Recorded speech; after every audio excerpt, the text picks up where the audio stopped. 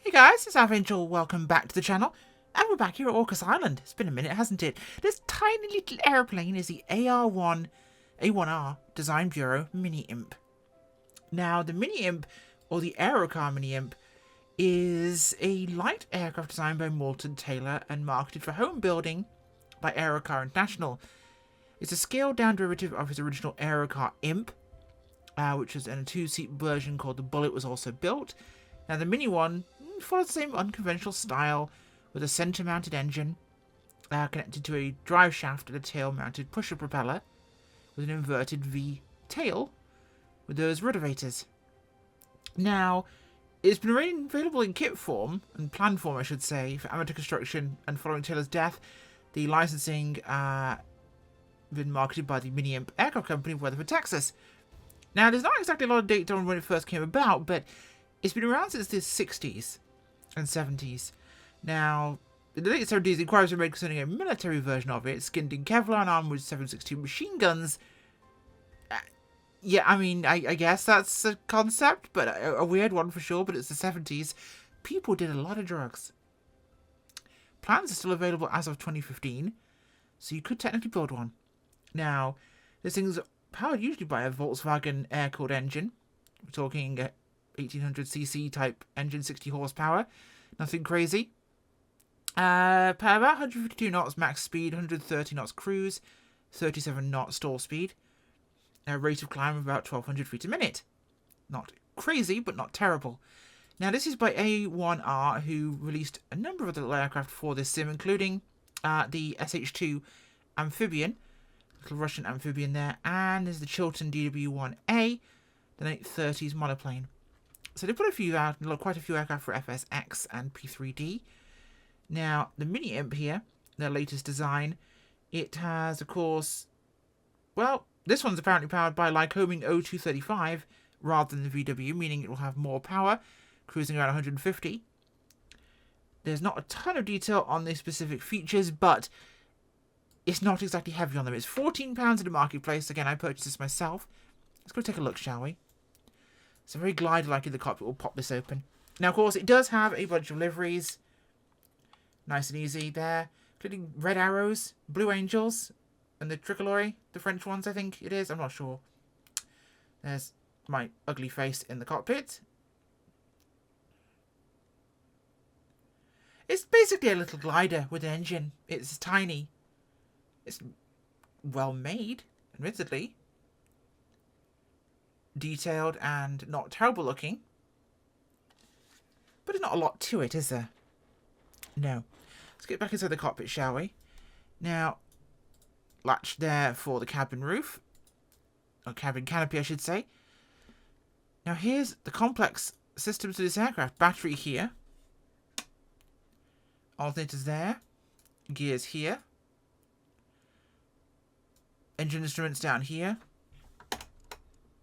Fuels here. Parking brake is there. That is set. Electronics are here. Tanks are set to both.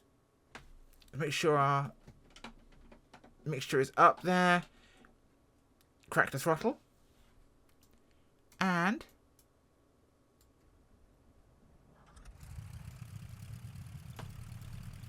right, alternator on and avionics on. Now you'll see we have the Garmin area. It's convenient enough, gives you some features there. We have a transponder, we have a radio. So not tons of features, but also not terrible features either. I've definitely seen worse. Texturing and modeling quality is pretty good. The sounds, I believe, are going to be stock. I don't think these are third-party sounds or custom sounds. But for an O235, they don't sound inappropriate, and I'm suspecting these have come from the A36, which I believe has a similar power plant.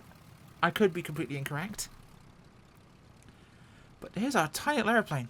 But we're going to take it for a kick and see what you can get up to, because this seems like an aircraft that could be fun and with huge visibility. Could be enjoyable, because one of those things I've always liked about glider aircraft is they have tons of visibility. The downside is you have to come down eventually. This one, less so. As you see here with the stick and throttle type arrangement here, the side stick there. Very low to the ground for taxiing. But of course, great visibility means it's quite a simple task. She will zoom quite quickly, and she looks like she's going faster than she is. 20 knots on the ground and taxiing with this is a very terrifying experience.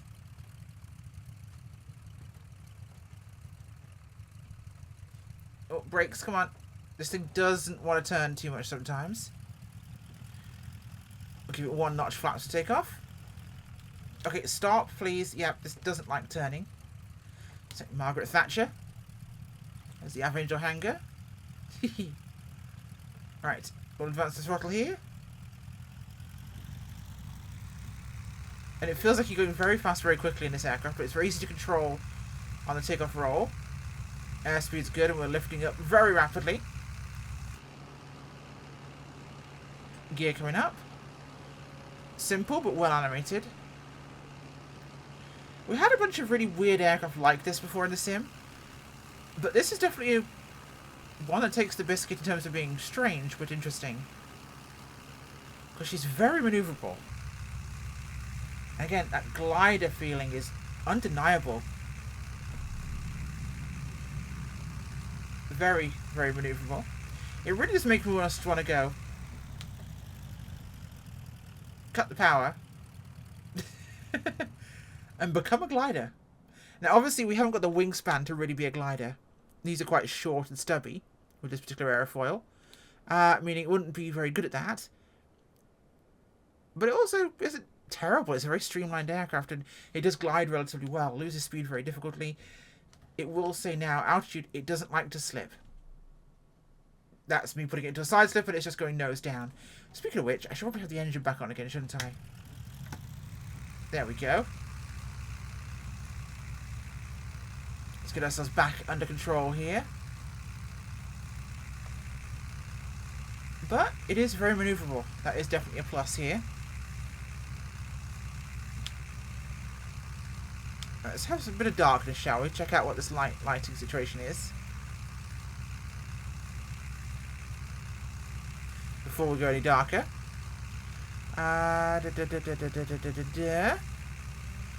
Just our panel lighting. So we have no actual kind of bloom lighting in the cockpits. It's just the instrumentation. So if we were to go full dark, it would be...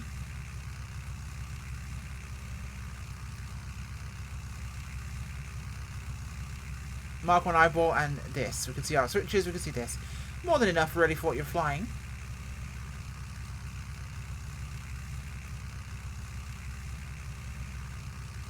There we go, scroll my head back and forth. And we've gained quite a lot of altitude in this process actually. It's very... Wow, actually the view is fantastic. There are a lot of single-seaters and little two-seater LSAs that are very good at visibility, but this genuinely gives me exactly the same feeling as flying a glider in the sim. That almost complete forward visibility, but with the benefit of power, and we can clop along at 155-ish knots, which is very reasonable, I will say. Is this exactly worth 15 pounds slash euros slash probably about $18 on the marketplace? No, I don't think it is. I think this is a £10 at most aircraft, really, because whilst it's well textured and well detailed in the modern sim world, this level of detail isn't hard with modern modelling programs and modern 3D texturing programs. Also, there's a seam there along the edge of the cockpit we can see right here, where the light is impacting weirdly because of the modelling joint. Right there. I'm not sure if it's doing on the other side, we'll check. That's happening there too, light around those edges. So there's some issues, but we haven't got very many features in this aircraft, meaning that what we're getting isn't exactly a lot, and we're paying the same price as the Coronado aircraft with all their candy. I'm not expecting full systems, it's obviously a very basic aircraft, but either add more or charge less. I don't think this would be appropriate as a price, personally. Kill our power here and see if we can drop down. Obviously, as you can tell, speed's staying fairly high.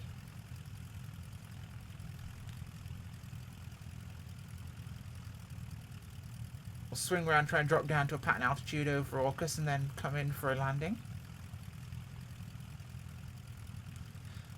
I would probably market this around 15, 10, maybe 8. And considering we get some of the, obviously, famous flyers and local legends aircraft for around the £8 mark with various discounts for having content bundles, and the quality of those, again, I don't think £8 or maybe €8 to €9 would be a terrible price for this. Obviously, they want to charge what they feel is appropriate. I think it is probably twice what it should be, to be realistic for what you get. The stock instrumentation is stock GPS systems in here, stock radios. The sounds, I believe, are stock as well. You're not getting a ton for your money. Again, it is distinctive, it's unique, but it's nothing new, which I think is probably important there. So if you want something that feels like flying a glider, but you can go forever, it's not a terrible choice at all. Honestly, a very good choice. But only if you want it, I think is important to acknowledge there. So dropping through 3,000 feet, and this thing climbs like a rocket ship, but it is very small for this engine.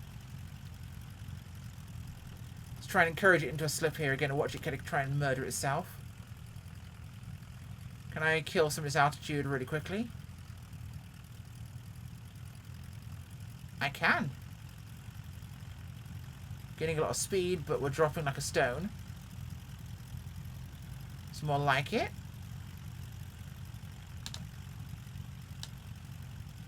Put more of the side to the airflow here.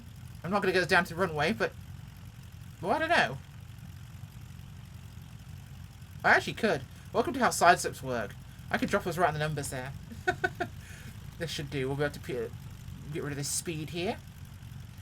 Side slips, when used properly, are fantastic if you steer them.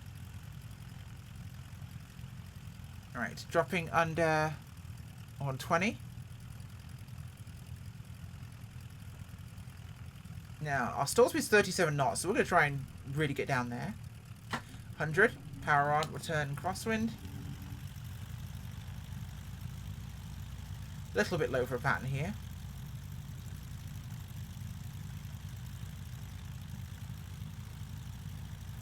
There we go. 1 notch flaps. Turn downwind. Really easy to see where you are in the pattern with this thing. Okay. Altitude is good right now.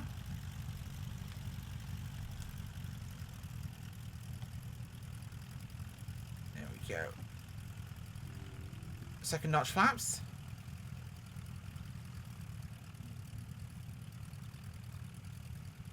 It's a very tight circuit here, but we should be okay.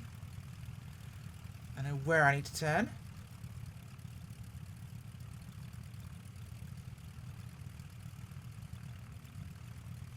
So let that nose drop here and use some of this altitude converted to airspeed for us. Turning base. I should say right over the land here actually with this. So power to idle. Final notch flaps. There's the runway. Looking good, just about 80. Let us bleed off here. Turning in final.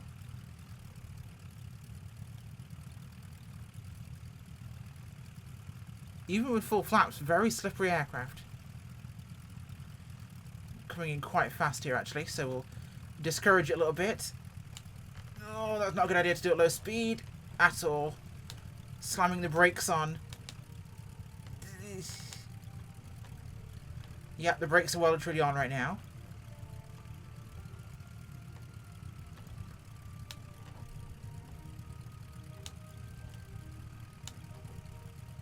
Okay, she's ballooning pretty heavily. Okay, let's settle down. Try and hold it off. There we go. Oh, hello. Flaps come up. Get rid of some of this lift. Kill this lift. This flaps are super lifty. And we're running off the runway there. She's very light while the flaps are down. Very, very light. And she doesn't want to slow down at all there. So you want to get those flaps up as soon as possible because she has so much lift off that big, thick cord of the wing. Because you've seen this thing, right? For the size of the aircraft's body, this is a massive wing.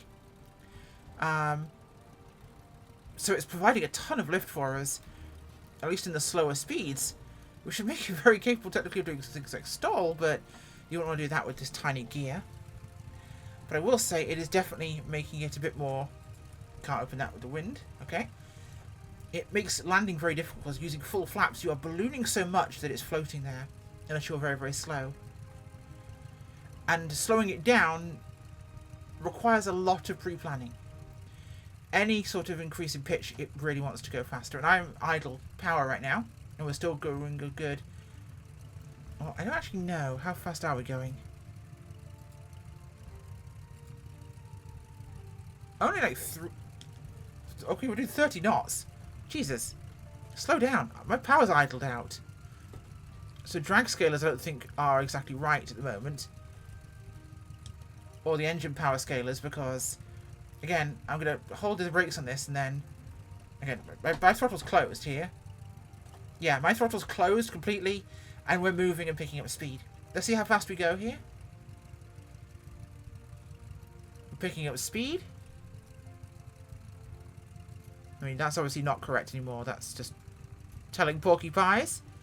But we are, in fact, picking up speed. My power's idled out here. And we're doing this sort of speed here. Yeah. So power scaler issues, definitely. Possibly some drag issues, and the flap lift is far too significant. Pull it to the Aviation angle.